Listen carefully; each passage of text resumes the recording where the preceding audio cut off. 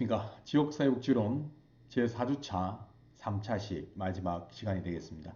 자, 이번 4주차 강의 주제는 지역사회복지에 있어서 가장 중요한 또 개념 중의 하나인 지방자치제와 지역사회복지에 관한 주제로 진행되고 있습니다. 자, 이번 3차시에서 다룰 주제는 크게 두 가지가 되겠습니다. 지방자치제의 발전과 로컬 거버넌스라고 하는 화두가 하나가 있겠고요. 또 하나는 사회복지 재정분권, 지방분권이라고 하는 두 가지 화두를 가지고 이야기를 나눠보도록 하겠습니다. 자, 첫 번째 화두의 주제는 지방자치제의 발전과 로컬 거버넌스라고 하는 주제인데요. 자, 그러면 이 로컬 거버넌스라고 하는 용어가 어떤 의미를 갖느냐 하는 것을 먼저 살펴보도록 하겠습니다. 자, 로컬 거버넌스 혹은 지방 협치라고들 얘기를 많이 합니다. 이 거버넌스의 의미를 이제 어떻게 보느냐 하는 건데, 이 로컬 거버넌스라고 하는 용어는 지난 1990년대 중반 이후 이제 IMF를 경험하면서 이제 행정학과 정치학 분야에서 새롭게 각광을 받고 있는 개념 중에 하나인데요. 우리나라의 경우는 앞서 말씀드린 것처럼 IMF 외환 위기를 경험하면서 사회복지 분야에서도 특히 지역사회복지 분야에서도 좀 더 관심을 갖게 된 영역이다라고 보시면 될 것 같습니다.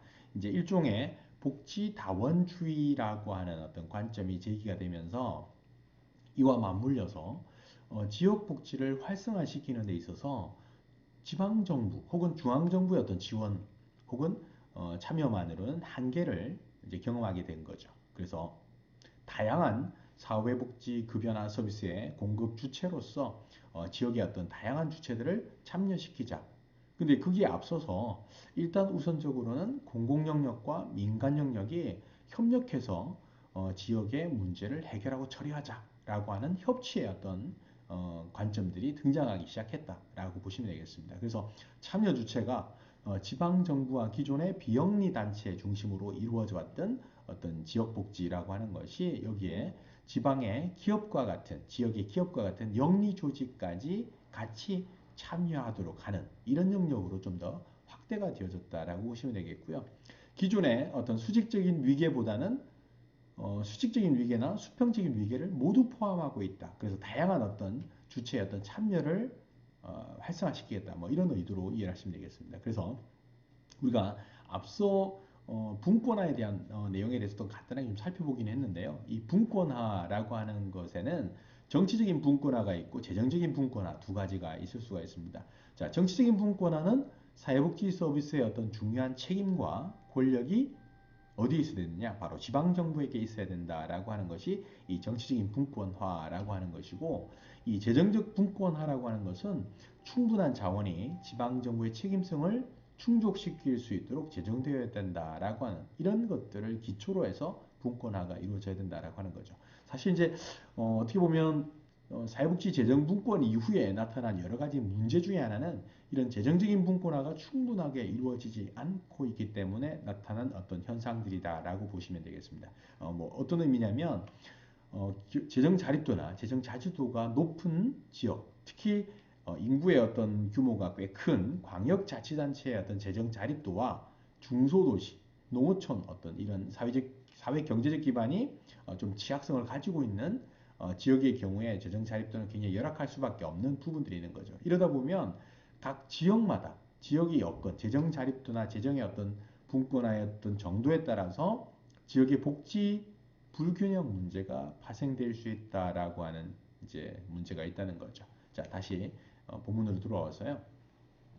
지역사회복지 조직들의 정치 역량을 좀 더 강화시키는 쪽으로 로컬 거버넌스가 활용되어진 내용들이 있습니다. 지역사회복지에 있어서 중요한 미래적 대안이 로컬 거버넌스다라고 하는 학자들 혹은 현장의 전문가들이 많습니다. 자, 대표적인 예가요. 사회복지 종사자들의 정치적인 조직화 혹은 정치적인 장으로의 어떤 침투가 요구되어졌는데 이것이 지난 2006년 5.3일 지방선거에서부터 시작되었다. 이렇게 보시면 되는데요. 실제 주축은 이제 한국사회복지사 협회를 중심으로 한 움직임들이 이제 일기 시작합니다.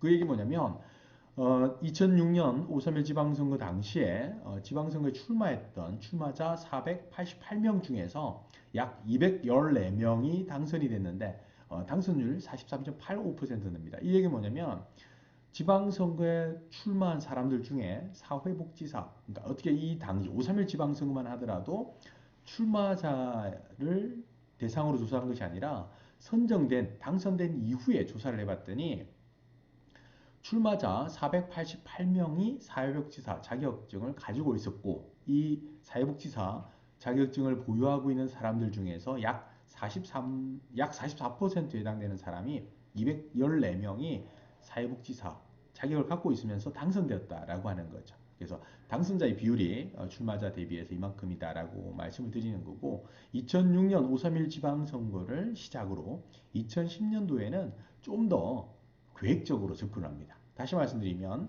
출마를 하는 사람들 중에 사회복지사 자격을 보유하고 있는 사람들을 사전에 파악을 하게 됩니다. 그래서 이 사람들에게 사전에 접근을 해서 이 사람들에게 사회복지사 협회에서 사회복지 현장에 있는 사람들의 역량 이런 것들을 동원해서 힘을 실어 줄 테니 사회복지사들의 어떤 처우 개선이나 사회복지사들의 권익 향상을 위해서 출마자들이 좀 노력해 달라라고 하는 요구를 제안을 합니다. 그렇게 해서 2010년 6.2 지방선거 같은 경우는 1199명이 출마를 했고 528명이라고 하는 당선율 44%를 기록하게 됩니다. 총 선출자의 한 14% 정도니까 꽤 많은 수치가 되겠죠. 자, 이를 좀 더 발판으로 해서 2014년 6.4 지방선거에는 엄청난 변화를 가져오게 됩니다. 자, 당선율이 약 90.7%에 달합니다. 자, 441명이 출마해서 약 400명이 당선이 됩니다. 엄청난 결과를 가져왔는데요. 사실 이 부분에는 몇 가지 이제 의미가 담겨 있습니다. 첫 번째 의미는 뭐냐면 사실 선거에 출마한 출마자들이 가장 쉽게 제시해 줄 수 있는 공약 중에 하나가 사실은 복지 공약이 됩니다. 물론 박근혜 정부가 당선되는데 굉장히 역할을 했던 것이 바로 이 복지 공약과 관련된 거죠. 산무 정책, 뭐 무상보육, 무상교육, 뭐 이런 여러 가지 걸로 인해서 선정이 된 것과 연결될 수가 있는데요. 사실 복지 공약이 가장 제시하기 좋은 공약이었기 때문에 여기에 같이 힘을 실었다라고 또 보시면 될 것 같습니다. 그러나 여기에는 양면적인 창과 방패 어떤 특징들을 갖고 있습니다. 사회복지를 잘 알고 있기 때문에 사회복지를 확대시킬 것이다. 뭐 이렇게 또 볼 수 있는 측면이 있지만 또 사회복지를 잘 알고 있기 때문에 그것을 역이용하는 또 부정적인 측면이 발생할 수 있다라고 하는 양면적인 특징들을 갖고 있는 것이 사실입니다. 자, 2018년 6.13 지방선거 같은 경우는 한국사회복지협회 차원에서 3대 의제 10대 공약을 발표했는데요. 간단하게 내용을 좀 살펴보면 사회복지사들을 위해서 국회의원의 출마자들이 과연 어떤 노력들을 좀 기울여줬으면 좋겠느냐라고 하는 건데요. 크게 세 가지 부분으로 나뉘어집니다. 자, 사회복지 종사자들의 근로 환경을 좀 더 바꿔달라라고 하는 제안이 있었고요. 두 번째는 사회복지 종사자들의 처우를 좀 더 높여달라. 그리고 정부가 지향하는 여러 가지 어떤 방향과 같은 방향을 견지하되 포용적인 지역사회, 복지국가를 좀 조성해달라라고 하는 세 가지 의지를 제시합니다. 여기에 10가지 이제 공약을 내세우게 되는데, 자, 사회복지 종사자의 소진 완화를 위해서 좀 장기 근속 휴가제를 좀 도입해 달라라고 하는 내용이 있겠고요. 또 하나가 사회복지사들의 어떤 임금 체계를 좀 단일 임금 체계로 만들어 달라.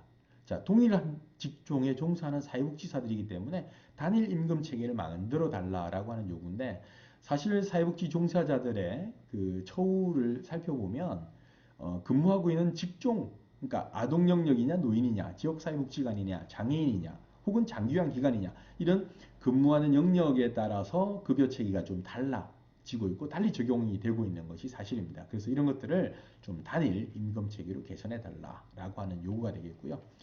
사회복지사들의 처우가 좀 열악하기 때문에 특별수당을 좀 도입해달라 하는 요구들, 그 다음에 학교사회복지사라든지 정신건강 혹은 의료사회복지사 배치를 좀 더 확대시켜서 취약계층의 지원망을 좀 더 촘촘하게 지원하자라고 하는 이런 10가지 공약을 제안을 한 바 있습니다. 그래서 이런 것들이 실제 국회의원 당선자들에게 어떤 전달이 되어져서 이것이 실제 사회복지사들의 처우 개선으로 이어질 수 있었으면 또 하는 바람이고요.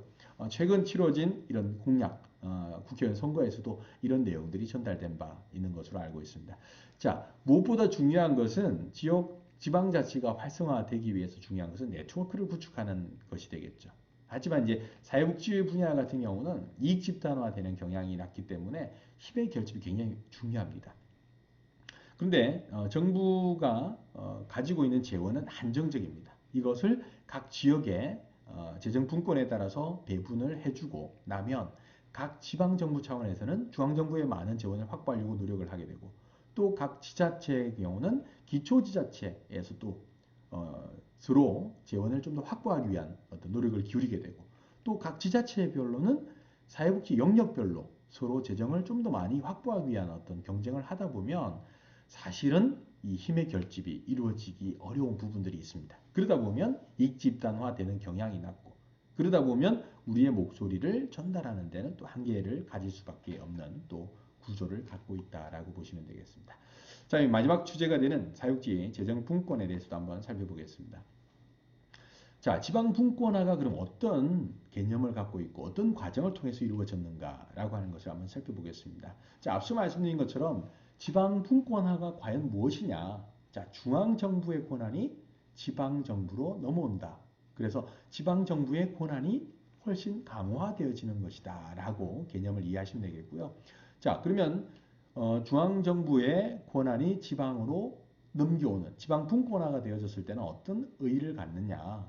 자, 지방정부의 자율성이 훨씬 더 강화가 되어지겠다라고 하는 부분이고 앞서 말씀드린 것처럼 지역의 특성에 맞는 정책 수립이나 프로그램 마련이 가능하겠고 사회복지 서비스의 어떤 공급 측면에서 본다 그러면 지방자치단체의 역할이나 책임이 좀 더 강화되어질 수가 있겠고 또 지역마다 균형 있는 발전을 또 가져올 수도 있다. 그리고 지역 주민의 참여 기회를 좀 더 확대시킬 수 있다라고 하는 것이 지방 분권화가 갖는 의의다라고 이해를 하시면 되겠습니다. 자, 그러면 이러한 지방 분권화가 이루어진 과정들을 살펴보면 그럼 언제부터 그럼 이런 사회복지 관련해서 중앙의 어떤 재정을 지방으로 넘겨주기 시작했느냐라고 하는 건데요. 이 논의는 2003년으로 거슬러 올라갈 수가 있겠습니다. 2003년에 사회복지사업법이 한번 개정이 됩니다. 이 개정에서 나온 내용 뭐냐면 우리가 앞 차시에서 다뤘던 것처럼 지역사회복지계획에 대한 수립이 의무화되죠. 그리고 이런 지역사회복지계획을 수립할 때 공공영역만 중심이 돼서 어떤 이런 것들을 해나갈 것이 아니라 민간과 같이 협력해서 지역의 문제를 해결하라라고 하는 민관협력, 민관협치라고 하는 것을 위한 지역사회복지협의체, 지금 현재 존재하고 있는 지역사회보장협의체가 되겠죠. 지역사회복지협의체를 이제 도입을 하게 됩니다. 자, 그래서 당시 노무현 정부, 참여정부의 대통령 장군, 정부혁신 지방분권위원회를 중심으로 해서 참여정부의 지방분권 추진 로드맵에 따라서 지방이양과 국고보조사업의 정비를 추진하게 됩니다. 자, 그것이 2004년도에 와서 사회복지 서비스 관련 국고보조사업의 지방이양을 위한 국고보조금 정비 방안이 이제 확정이 되어지고 실제 2005년도에 국고보조사업을 지방정부에게 넘겨주게 됩니다. 자, 그런데 이 당시만 하더라도 67개에 해당되는 국고보조사업이 지방정부로 넘어오게 됩니다. 자, 예를 들면 그 당시에 전체 예산이 보건복지 분야에 9,581억 원 가운데 보건복지 분야, 자, 지방으로 이양되는 예산 중에서 약 62%가 보건복지 분야의 예산이었다는 거죠. 주요 내용을 보면 노인이나 장애인이나 아동복지시설이나 지역사회복지관 등과 같은 사회복지시설의 운영에 관련된 재원이 중앙정부가 지고 있던 권한을 다 지방정부에게 넘겨줍니다. 그리고 전담 공무원, 사회복지 전담 공무원들의 인건비까지 지방정부에게 넘겨줍니다. 자, 이게 어떤 문제를 가져왔느냐? 사실 박근혜 정부가 들어서면서 무상교육이나 무상보육이라고 하는 보편적 성격의 복지에 상당 부분의 재정이 투입이 되다 보니까 복지 디폴트 현상이 발생한 거죠. 복지의 어떤 지나친 확대가 이루어지면서 지방정부의 재정에 상당한 위협을 가하게 되고 자, 한 10월 가량 하반기로 갈수록 지방 정부에 있는 공무원들의 임금을 지급하지 못할 정도의 상황까지 직면하게 된 거죠. 그래서 일종의 복지 리포트라고 하는, 이제는 더 이상 무상교육이나 무상보육을 실시할 수 없다라고 하는 어떤 상황에까지 치닫게 됩니다. 자, 중앙정부의 지방분권이라고 하는 것에 긍정적인 의의에도 불구하고 부정적인 어떤 측면들을 정리를 해본다 그러면 사실 복지정책, 사회복지의 1차적인 책임은 중앙정부라고 하는 국가에게 있다라고 하는 것이 일반적인 견해입니다. 자, 중앙정부의 재정을 지방으로 넘겼다라고 하는 의미는 중앙정부인 국가의 역할을 일정 부분 좀 회피하는 특징들을 나타내 보일 수 있다라고 하는 특징이 하나가 있겠고요. 당시에 지방교부세법이 이제 개정이 됩니다. 그러면서 중앙정부의 권한을 지방정부로 넘겨주는 재정 분권이 이루어지기 때문에 분권교부세라고 하는 것을 이제 만들어내죠. 이건 이제 지방교부세율을 인상해서 당시 이 분권교부세를 조달하기 위해서 담배소비세라고 하는 것을 만들어냅니다. 이제 물론 이것은 한시적으로 운영을 하고 폐지를 하겠다라고 하는 의미에서 이 단기법적, 이제 한시법적 성격을 지닌 이제 제도로 만든 거죠. 그래서 2009년까지 이제 운영을 하고 이제 없애겠다라고 해서 지방 정부로 이제 재정을 넘겨줬을 때는 5년 동안은 한시적으로 이걸 운영하겠다라고 이제 했지만 사실 지방 정부 차원에서 5년 만에 재정 자립을 확 끌어올릴 수 있는 상황이었느냐? 그렇지 못했다는 거죠. 그래서 2015년까지 5년간 더 연장시켜서 2015년도 이후에 이 분권교부세를 지방교부세로 이제 통합을 하게 됩니다. 이제 이런 우여곡절의 과정을 거치게 되죠. 자, 그런데 이런 국고보조 사업의 지방 이양에 따른 여러 가지 과제들이 산재해 있습니다. 어떤 문제냐? 자, 몇 가지 문제점을 살펴보면, 자, 국가의 사회복지에 대한 책임이 약화될 수밖에 없죠. 왜? 각 지방 정부에게 사회복지의 재정 권한이나 이런 것들을 이제 넘겨줬기 때문에 결국 지역 차원, 지방 정부 차원에서 복지 정책이나 어떤 이런 것들을 끌고 나가야 된다라고 하는 거죠. 그러다 보면 중앙 정부의 사회복지 예산에 대한 축소 가능성이 나타날 수가 있겠고 지역 간 복지 수준의 불균형 문제를 초래할 수가 있습니다. 자, 이것은 어떤 문제냐면 자, 동일한 욕구를 가지고 있습니다. 예를 들면 급식이라고 하는 어떤 문제가 나타날 수 있죠. 그래서 대표적인 이제 무료 급식소라고 하는 어떤 프로그램이 있을 수 있는데 자, 재정 자립도가 높은 지역과 그렇지 못한 지역. 자, 광역시와 어떤 중소도시, 농촌 지역이나 이런 시골 지역의 어르신들의 급식 욕구가 있다라고 했을 때, 자, 무료 급식소에 제공되어지는 재정에 대한 부분이죠. 자, 재정이 많이 안정적인 지방정부 차원에서는 충분한 재원을 배정할 것이고, 그렇지 못한 지역 같은 경우는 적은 예산이 배정된다라고 하면 어르신들에게 제공되는 급식의 질이나 단가 차이도 날 수 있다라고 하는 거죠. 자, 지방정부의 재정 자립도가 열악한 곳의 어르신들이 먹는 급식의 질과 재정이 충분하게 지원되고 안정적인 지방정부의 무상급식의 질이라고 하는 것은 편차가 생길 수밖에 없다는 거죠. 이런 복지, 지역 간의 어떤 복지 격차의 문제, 상대적인 어떤 빈곤이라기보다는 불균형 문제를 경험할 수 있는 거죠. 그러면 똑같은 욕구를 가지고 있는 어르신들의 경우는 좀 더 상대적으로 질적으로 높은 급여나 서비스를 요구하게 된다라고 하는 거죠. 이런 복지의 불균형 문제를 가져올 수 있다라고 하는 것이고, 자, 행정안전부의 지방재정통계 시스템이라고 하는 것이 있습니다. 지방재정 365라고 하는 홈페이지가 있는데요. 지난 19년도 연말을 기준으로 해서 통계를 분석을 해봤더니 자, 다른 광역시도에 비해서 전남의 재정 자립도가 17개 광역시도 중에서 가장 낮은 수준을 보이고 있더라라고 하는 거죠. 자, 그러면 재정 자립도가 뭐냐 하는 걸 잠깐 살펴보면 자, 화면 상단 부분을 보시면 되겠습니다. 재정 자립도라고 하는 것은 자치단체가 스스로 살림을 꾸릴 수 있는 능력을 나타내는 지표라고 할 수가 있겠습니다. 자, 그렇다면 자치단체가 이 재정 자립도가 높다라고 하는 것은 재정 운영의 자립 능력이 좀 우수하다. 뭐 이렇게 또 볼 수가 있겠고요. 재정 자립도와는 또 다른 용어로 재정 자주도라고 하는 것이 있습니다. 지방정부 차원에 확보되어지는 전체 세입 중에서 자치단체가 자율적으로 편성하거나 집행할 수 있는 재원의 비율이라고 보시면 되겠는데요. 이 재정 자주도가 높을수록 재정 운영의 자율성이 높다라고 이해를 하시면 되겠습니다.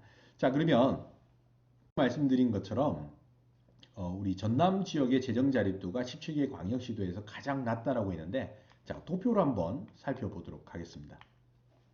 자, 재정 자립도 부분은 17개 광역시도 중에서 우리 전남 지역 같은 경우는 여기 나와 있는 것처럼 25.69%로 전국에 있는 17개 광역시도 중에 세종시를 포함한 17개 광역시도 중에서 가장 낮은 수준에 있다라고 보시면 되겠는데요.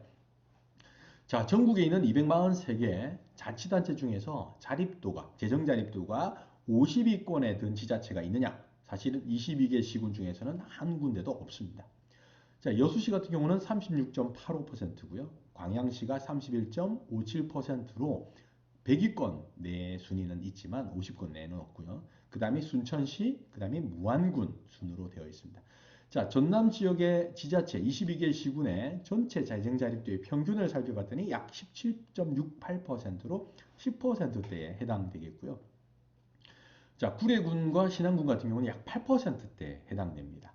물론 전국에 있는 지방자치단체 중에서 재정자립도가 가장 열악한 곳은 충북 보은군으로 7.74% 정도로 나와 있습니다. 자, 총 인구 대비해서 전라남도 지역 같은 경우는 기초생활보장 대상자 비율이라든지 복지사업의 지방비 부담액은 증가하고 있는 지금 추세고요.